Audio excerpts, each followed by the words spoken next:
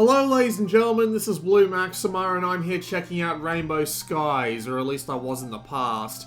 This entire video is going to be post-commentary and I do apologize for that.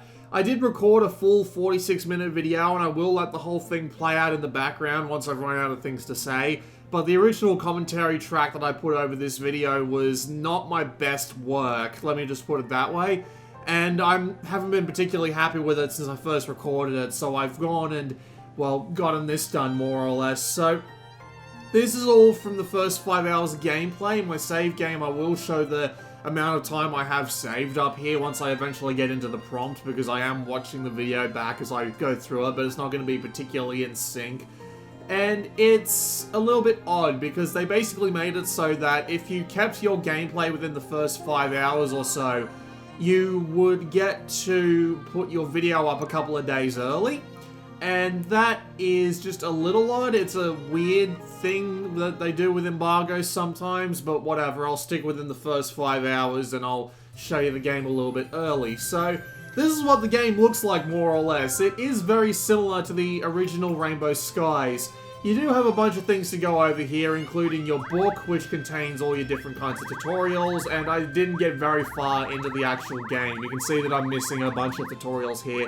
Some of them are probably only things like buffs and debuffs and all that, but at the same time, it's probably going to be absolutely fine for showing at least the base gameplay off, because annoyingly enough, they take a really long time to actually get into introducing a bunch of stuff in this game, which is kind of annoying. I don't remember why I went back out into the manual for this one. It's probably in the original commentary, but I hate listening to the sound of my own voice, which you might be surprised by, considering how much I tend to talk in these games. You can save and load anywhere, but strangely enough, there's a bunch of options that are missing, and it's kind of annoying if I'm being perfectly honest. Like, the ability to speed up battle animations would be absolutely fantastic in this game, because the overall pace of the battles in this game is actually really slow, and it kind of annoys me that the option isn't there to actually change it. And there's a couple of other things too, which will actually, I remember bringing them up in the post-commentary, but in the original commentary, but in this commentary I'm not going to be able to. So I'm just going to spend time going through all the stuff here. It's all pretty self-explanatory. Team is like your formations. You get more formations than when you find them in the actual world, which kind of annoys me more than anything else. You can check everybody's skills, what their range is, and what they're good against. You can check out all your items. You've got all your individual items in these bags. You can expand the bags individually, which is kind of nice actually. But at the same time, it's kind of annoying when you fill up on stuff just right away and you have to decide what you want to keep and what you want to throw away. Especially with food, especially since you have to eat food in order to get things like attack and defense boosts. But for whatever reason, they give you so little slots for it, and they give you tons of food in the beginning. It's kind of annoying. It is really all self-explanatory. That is kind of one of the problems with this game. It's hard to talk about because it's all so bloody obvious. You've got all your different kinds of equipment here, and you can use materials you find out in the world just to fuse into the items, and that will give them higher sell value and more stats. It might also give them a skill. You have upgrades here. You find these skill stones out in the world, and when you use these skill stones, they will upgrade your stats. And you always want to be upgrading these stats because you get tons of these skill stones, basically right off the bat. And it gives you tons of stuff like extra hit points and extra individual stats and all that. And you want to be using them, as I said, as much as possible because, especially with hit points, you actually have an absolute ton of damage getting done to you back and forth. And you really do want to be able to use, to last through as many hits as possible, especially in the early game. So you want to be applying as many of those points as you possibly can. So I'm just going to not pay attention to the way that the game is synced up anymore, and I'm just going to start talking about the stuff in the game itself. So, I mean, as I said, all of this is actually really self-explanatory, so if you want to see what the game actually looks and plays like, please feel free to watch the video. It's 40 minutes long, you've got plenty of time, but you've got this big world, and it doesn't actually feel that big because it's quite linear, but you do have a fair amount of stuff to do. Like, I just got a side quest there, and there are an absolute ton of side quests, and that leads on to one of my big problems with this game immediately, and that's that, for whatever reason, in the book, they don't actually let you see all the quests that you need to do. You have to go into all the menus individually or check out the recently updated quests. And for whatever reason, the recently updated quests does include finished quests, so you can't sort by quests that you haven't gotten done yet, and I really don't understand why that's a thing. So you do have to do a little bit of weird tossing back and forth, trying to figure out what you're meant to do for all your quests and all that. And there are some quests you won't be able to do until you get locked out of an area, or until you have to take a really long walk back to that area. And that's the reason why there's a couple of quests here that aren't done, just because you have to go to the effort of walking all the way back. There are waypoints in the field, but they are few and far between, so yeah, it's kind of annoying if I'm being perfectly honest. It's kind of nice that you can see exactly how much of the game you've got done on the right there, though, which is kind of useful. So here we are getting into the combat. Now, the combat itself is absolutely fine. So the way it works is pretty simple. Everybody has a set number of actions. You can use those actions to move, attack, use abilities, equip items, use items like, you know, consumables. And that's pretty much it, more or less. And the downside to it all is that it's all incredibly slow. Now, I mean, it's not as slow as a game like Super Robot Wars or Daisen Ryaku, but it's getting pretty far down there, mainly because of the way the combat works. You see, the game not so much requires you, in finger quotes, to go into defense on your second action on every turn, but the amount of damage you save from going into defense at the end of every turn is ridiculous. So it's basically something you need to get used to doing immediately. The only problem with this is that it slows down the gameplay tremendously. Like, the amount of time you just have to wait because you can't get that second hit in without risking taking a bit of extra damage is just really annoying, if I'm being perfectly honest, because it just seems like an absolute waste of time when you could have just, you know, saved us the trouble and let us get through the battles a bit faster. It's not helped by the fact that you don't have the ability to either speed up or skip any of these effects going on here, at least not yet.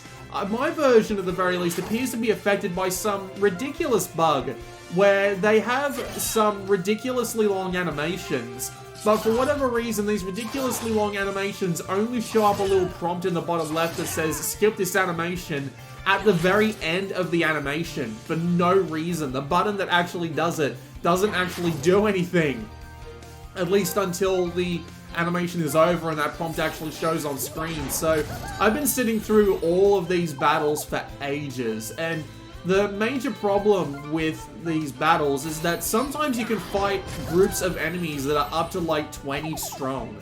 And imagine having to wait out all of the individual enemies just moving slowly but surely towards your position. And there are certain things that you can do in order to try and enhance your survivability, and I wouldn't recommend that you do them as well. Like, there's this weird thing where enemies won't walk over an item that's been dropped on the ground, so you can actually kill enemies strategically and get them to drop item bags in certain places in order to send them down a specific path. And it's kind of recommended that you do this, because if you start getting attacked by too many enemies from too many different directions, you're going to run into a lot of trouble on the bigger fights.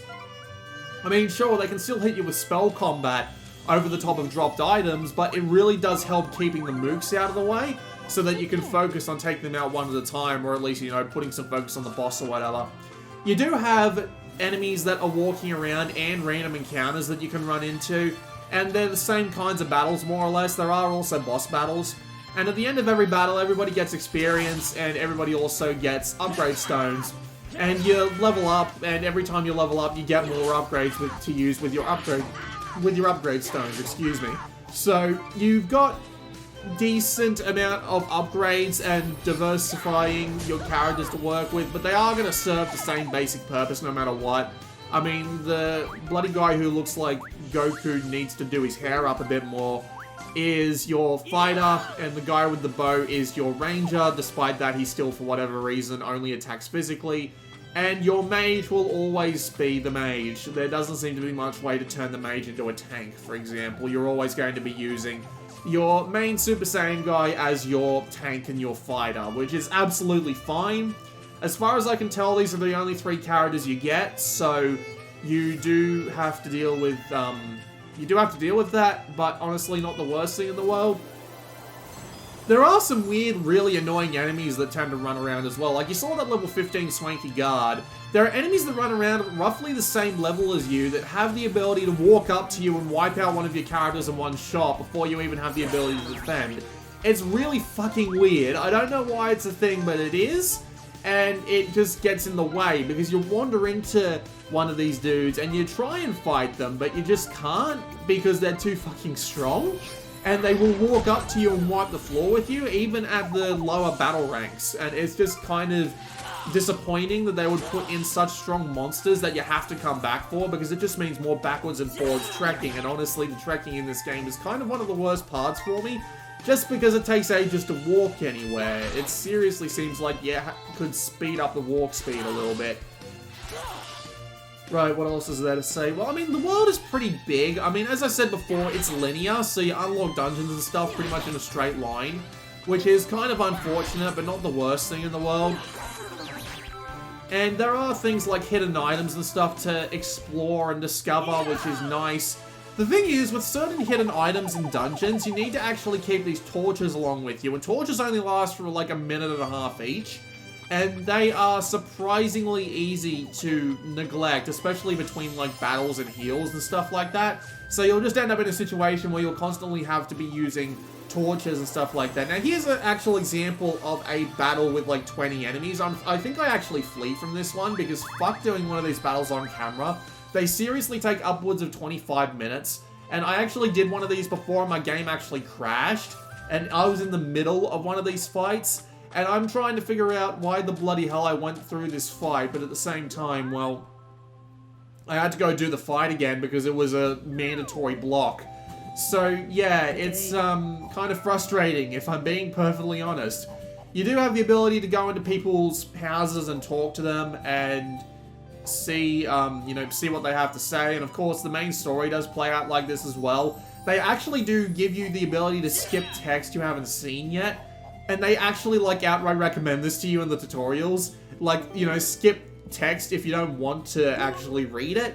But at the same time, if you do that, you'll actually need to go and have a look at the book to see what you have to do anyway. And it's just so weird. Like, I don't know why they would recommend that you do that. The writing, if I'm being perfectly honest, isn't great. It's not bad, but it's not great either.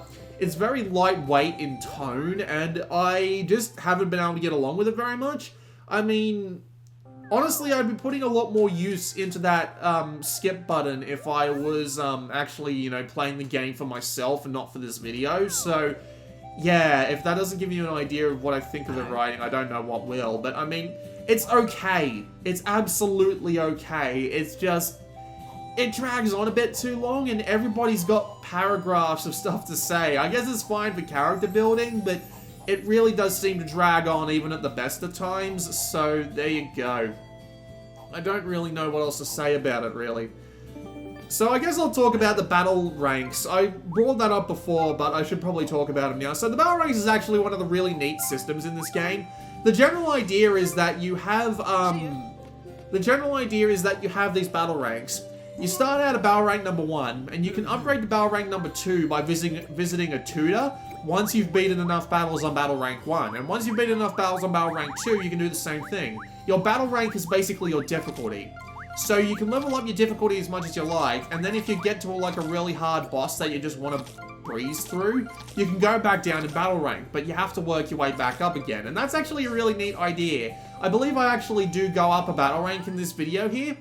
And thankfully, the punishment for getting your health of everyone down to 0 isn't really that rough. It's just everybody,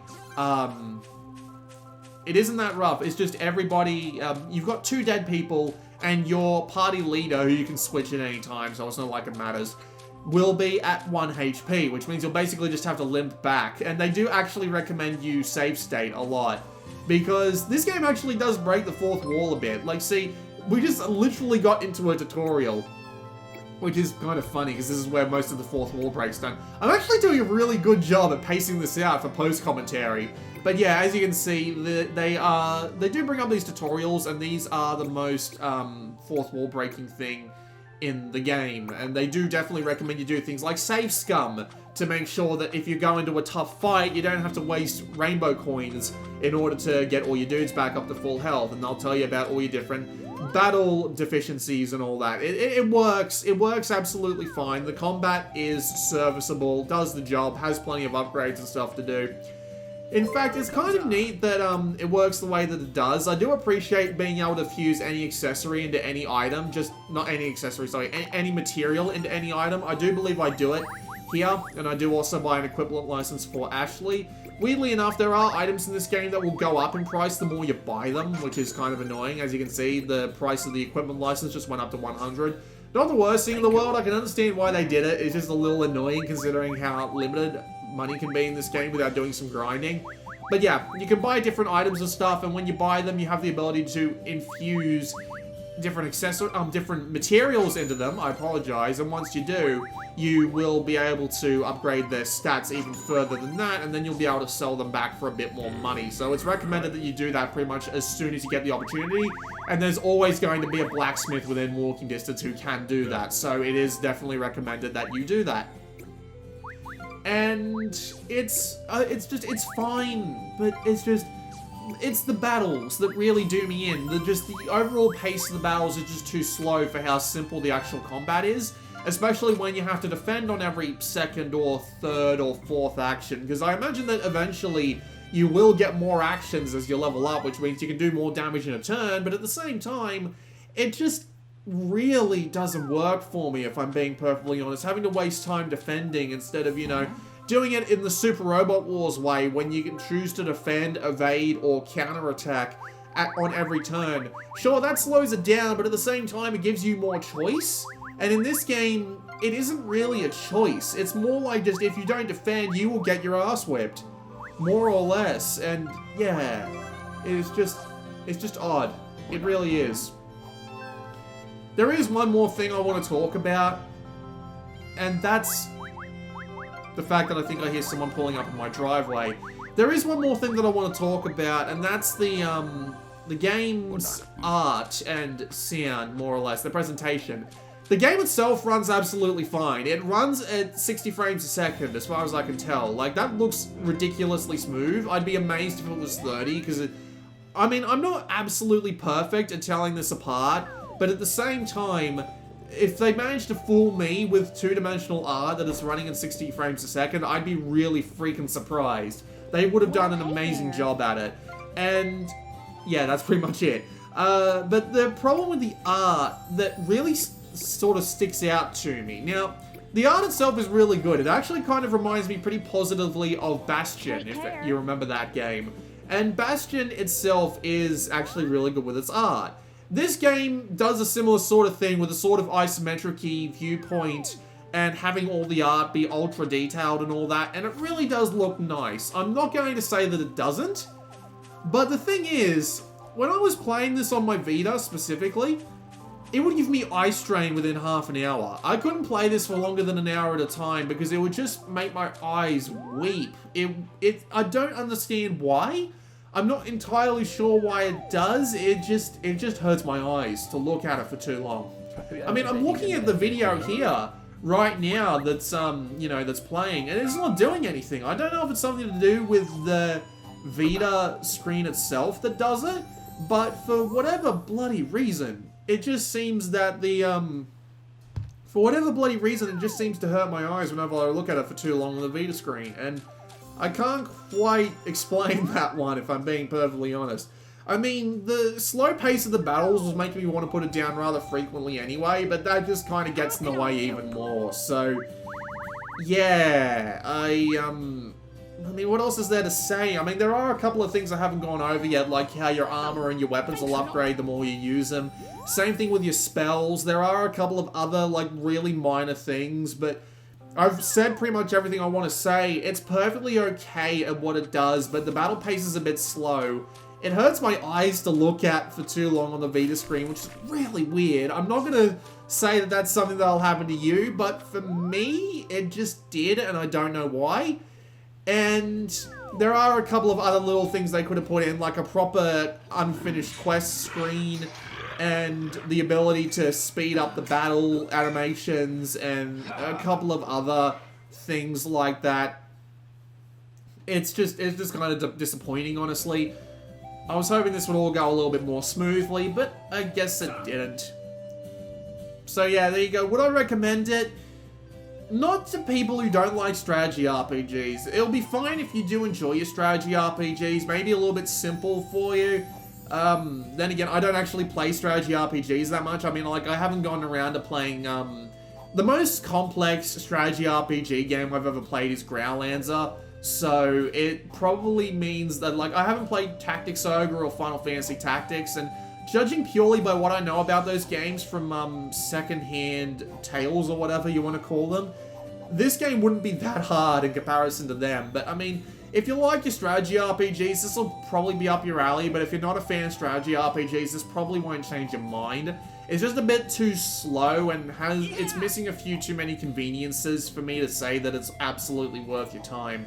Maybe if they patch that stuff in, which I imagine they'll do, because I mean, as soon as they heard there were potential crashing issues, East Asia Soft actually sent out a secondary email saying, please send us an email if you ran into crashing problems. And that is a thing that they did, so I'm hoping that they might take a bit more criticism to heart, like being able to speed up battle animations and having a different quest menu and all that. But yeah.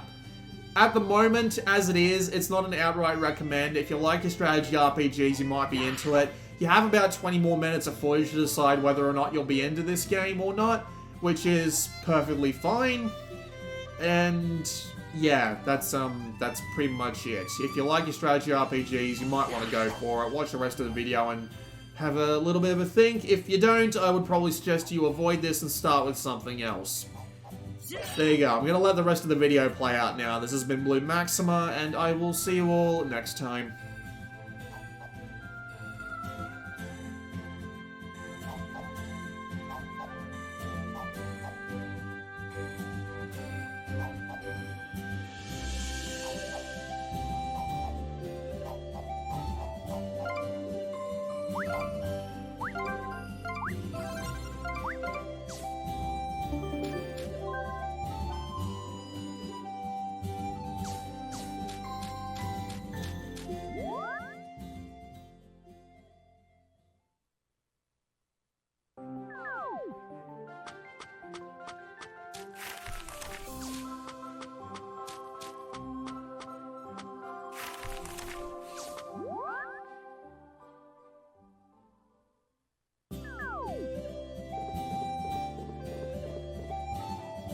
Well, hello there.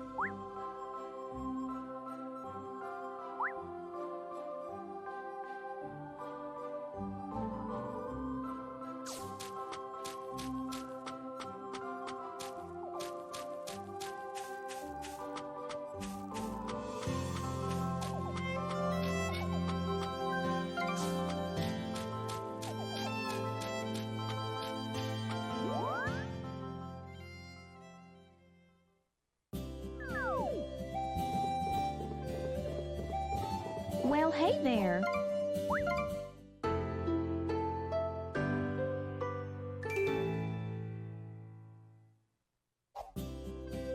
Take care.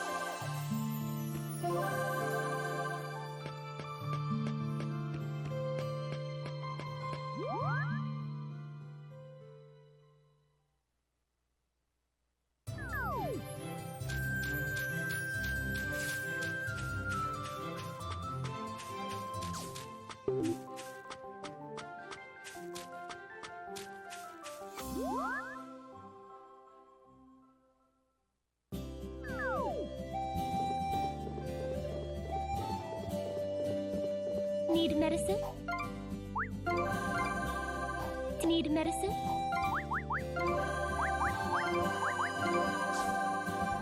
Take care.